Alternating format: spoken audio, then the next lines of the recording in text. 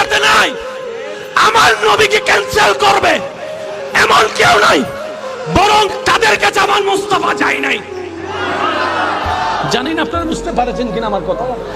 আমার নবীকে না বলার ক্ষমতা যে নবীর দরবারে গোলামি করতে আসে জিবরাইলের মতো ফেরেশতা, এমন মায়ের ফুটকে আছে যে মুস্তাফাকে রিজেক্ট করবে। তারা নেয় নাই নয়, আমার নবী তাদের কাছে যায় নাই। আমার নবী তাদের কাছে যায় নাই। আমার নবীর নিয়ত, আমার নবীর চাওয়া, আল্লাহর মর্জি ছিল হালিমাকে সাদিয়া বানানো। আমি জানি না আপনাদেরকে আমি বোঝাতে পারছি কিনা। আসনেওয়ালা আসলো, শুননেওয়ালা শুনলো। বড় বংশ ঠিক আছে, কুরাইশ বংশ, কোনো সন্দেহ নাই।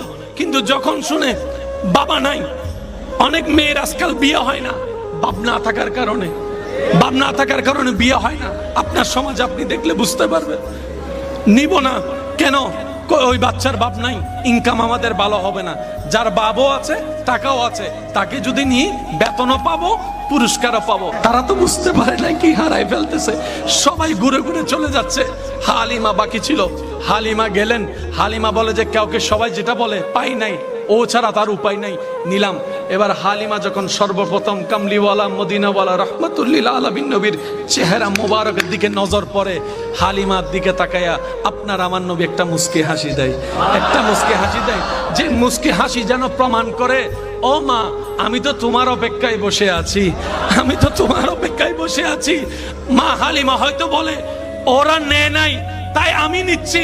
নবী বলে যে না রে হালিমা না, আমি তাদের কাছে যাই নাই, আমি তাদের কাছে যাই নাই। যে মুস্তাফা আঙ্গুল তুললে চাঁদ খেলতে শুরু করে, সেই মুস্তাফাকে রিজেক্ট করার ক্ষমতা পৃথিবীতে কারো নাই।